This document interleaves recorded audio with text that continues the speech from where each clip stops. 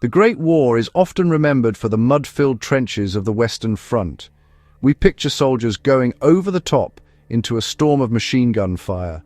But beneath this horrifying landscape, another war was being fought. It was a conflict waged in absolute darkness, silence, and suffocating claustrophobia. Imagine crawling through a narrow tunnel, barely wide enough for your shoulders, deep beneath the earth. The air is thick with the smell of damp clay and sweat. Every scrape of your shovel, every dislodged pebble, sounds like a thunderclap in the oppressive quiet. You know that somewhere, just meters away, an enemy tunneler is doing the same thing, listening for the very sounds you're trying so desperately to avoid making. This was the reality for the thousands of men who fought the secret war underground. This subterranean battlefield was born out of stalemate. By the end of 1914, the war of movement had ground to a halt. The vast armies of Europe had dug in, creating a complex network of trenches that stretched from the Swiss border to the North Sea. Above ground, any attempt to advance was met with catastrophic losses. Artillery barrages and infantry charges resulted in little more than fields of dead and wounded men. Generals on both sides grew desperate for a new way to break the deadlock. If they could not go over the enemy's defenses, they would have to find a way to go under them. This simple, brutal logic marked the beginning of one of the most terrifying and least-known chapters of World War I. The initial purpose of digging was purely defensive. Soldiers on both sides burrowed into the sides of their trenches to create small shelters, known as dugouts. These offered some protection from the constant shelling and the harsh weather. But it wasn't long before military strategists saw a greater potential in this underground world. The idea was simple yet audacious. Tunnel forward under the desolate strip of no man's land, place a massive explosive charge directly beneath the enemy's strongest positions, and then detonate it. Such an explosion would not only obliterate the trench and its defenders, but also create a huge crater, which advancing infantry could then seize as a new fortified position. This was the birth of offensive mining, a grim new form of warfare. The psychological strain on the men who worked in these tunnels was immense. They were not just soldiers, they were moles fighting in an environment completely alien to human existence.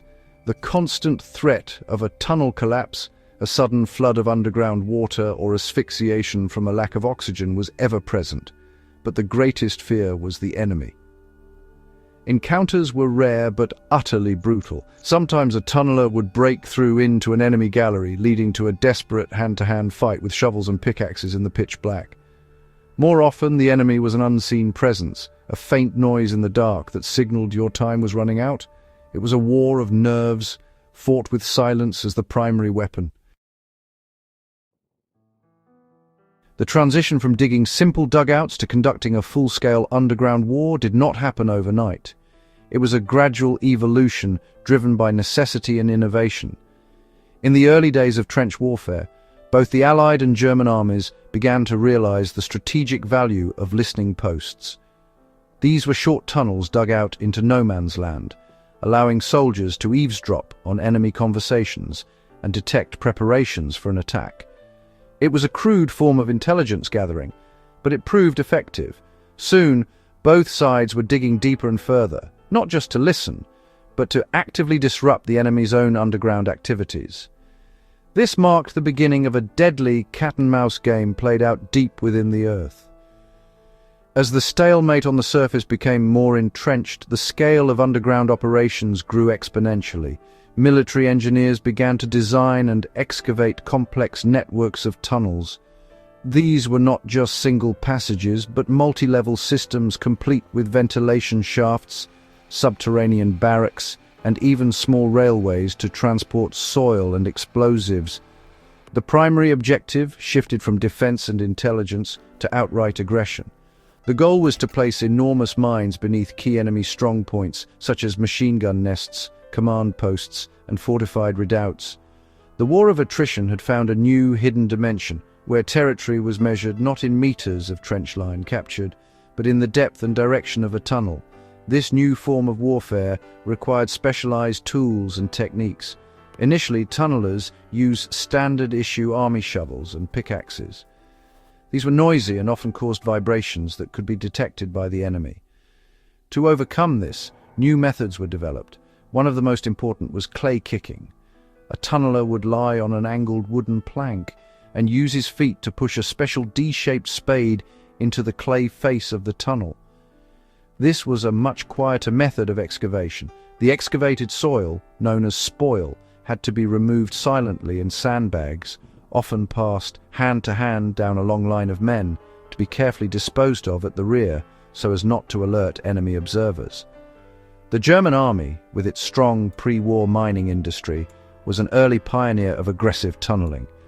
They caught the Allies by surprise in 1915 with a series of successful mine detonations that caused significant casualties and panic. The British and their Commonwealth allies were forced to respond rapidly. They realized they needed their own specialists, men who understood the earth and the dangers that lay within it. The race was on to recruit the best miners and engineers from across the empire. The secret war beneath the trenches had become a high-stakes engineering contest, where the prize was a decisive breakthrough on the bloody battlefields above. When the British High Command recognized the urgent need for a professional tunneling force, they knew exactly where to look. They turned away from the regular infantry and sought out the men who worked deep underground in civilian life.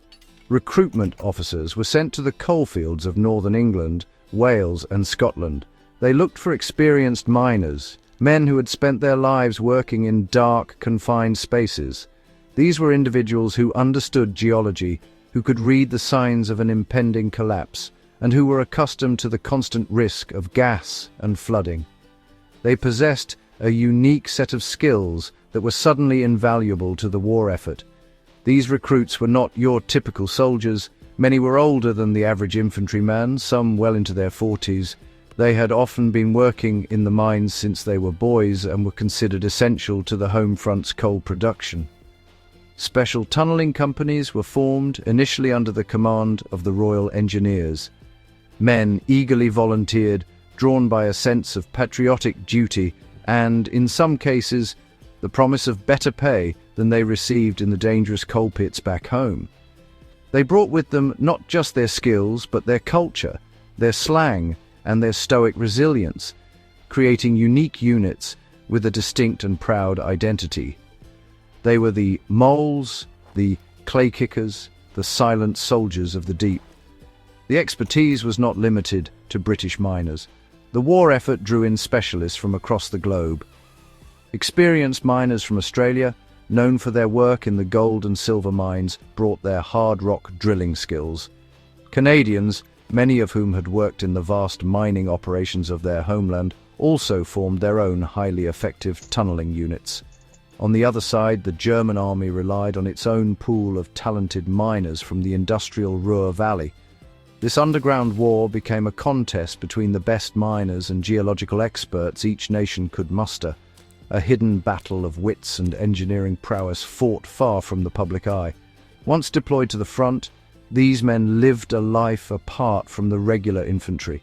Their work was physically demanding and mentally exhausting. A typical shift involved hours of slow, silent digging in cramped, poorly lit conditions. They worked in teams, with some men excavating at the tunnel face, while others laboriously transported the soil back to the surface. Above all, they had to be patient and meticulous. A single mistake, a moment of carelessness, could not only cost them their own lives, but could also betray the location of their tunnel to the enemy. Theirs was a lonely and perilous existence, defined by the constant pressing weight of the earth above them and the unseen enemy who lurked nearby. In the silent black world of the tunnels, hearing was the most important sense. It was, the primary tool for both survival and attack. Tunnelers became expert listeners, able to distinguish the subtle sounds of enemy activity from the natural groans and creaks of the earth. They would press their ears against the tunnel wall or use rudimentary stethoscopes, sometimes just a metal rod, to try and detect the telltale scrape of a distant shovel or the thud of a pickaxe. This passive listening was a constant and nerve-wracking vigil. The faintest sound could signal that the enemy was digging towards them, or perhaps even preparing to detonate a mine. Every tunneler knew that the first to hear the other usually gained the upper hand. This led to the deadly practice of countermining. The goal of countermining was to locate an enemy tunnel and destroy it before it could reach its target. Once enemy digging was detected, a counter-tunnel would be dug rapidly in its direction. The objective was to get as close as possible to the enemy gallery without being detected yourself. Then, a small explosive charge, known as a camouflage, would be placed and detonated.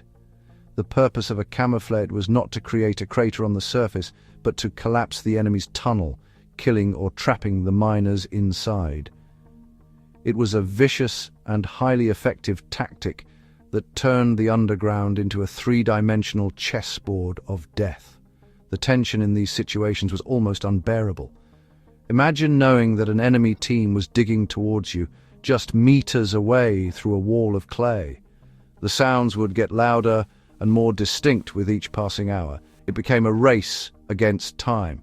Would you be able to place your defensive charge and detonate it before they placed theirs? Sometimes tunnels would accidentally intersect. These encounters in the pitch black were terrifying and brutal. With no room to use rifles, men fought with whatever they had to hand: pistols, knives, entrenching tools, and even their bare hands. These were desperate, primal struggles for survival in the most hostile environment imaginable. The psychological toll of this constant threat was immense. Tunnelers lived with the knowledge that at any moment the earth around them could erupt inwards, burying them alive. The silence was as terrifying as the noise, as it could mean the enemy was quietly planting a charge. They had to contend with carbon monoxide poisoning from their own explosives or from enemy mines, a silent killer known as white damp. Many men suffered from severe anxiety and what we would now recognize as post-traumatic stress disorder. They were fighting two enemies simultaneously, the German tunnelers and the very earth they were trying to conquer. The secret underground war reached its devastating climax on June 7, 1917, at the Battle of Messines Ridge. For over a year, British, Australian, and Canadian tunneling companies had been engaged in a monumental task. They had dug 22 deep mines, packing them with a total of over 450 tons of ammonal, a powerful explosive. The targets were the German fortifications along the ridge, a strategic high ground that had dominated the Ypres salient for years. The plan was to detonate all the mines simultaneously, heralding the start of a major Allied offensive. It was honestly the most ambitious mining operation in the history of warfare, a testament to the skill and perseverance of the tunnelers. At 3:10 in the morning, the signal was given. 19 of the mines exploded in a coordinated, earth-shattering cataclysm. The blast was reportedly heard as far away as London and Dublin. The German front line on the ridge was annihilated in an instant, with an estimated 10,000 soldiers killed in the explosions. The ground itself was torn apart, creating a new landscape of gigantic overlapping craters. Allied infantry, who had been waiting for the signal, advanced and captured the ridge with relative ease and fewer casualties than expected. The Battle of Messines Ridge was a stunning success, and it stands as the most dramatic example of the power and strategic importance of tunnel warfare. After Messines, the nature of the war began to change. The development of new infantry tactics and the introduction of tanks made the static trench lines more fluid, reducing the need for large-scale offensive mining. While tunneling continued on a smaller scale until the end of the war, its heyday had passed. When the guns finally fell silent in November 1918, the tunnelers' work was largely forgotten. Their contribution was overshadowed by the more visible dramas of the surface war. The men returned to their civilian lives, their incredible stories and sacrifices buried along with the tunnels they had dug. Today, the legacy of these silent soldiers lies dormant beneath the fields of Belgium and France. Many of the tunnel systems still exist, a hidden labyrinth preserved in the clay. Some of the massive craters, like the Pool of Peace at Spanbroekmolen, are now serene memorials. Incredibly, several of the mines laid at Messines were not detonated. One exploded mysteriously in 1955, and at least 2 more are believed to remain deep underground, their deadly payloads still intact. These tunnels and their unexploded ordnance are a physical reminder of this forgotten front. They are a testament to the extraordinary bravery of the men who fought a war in darkness, a silent secret battle whose echoes remain in the very soil of the Western Front.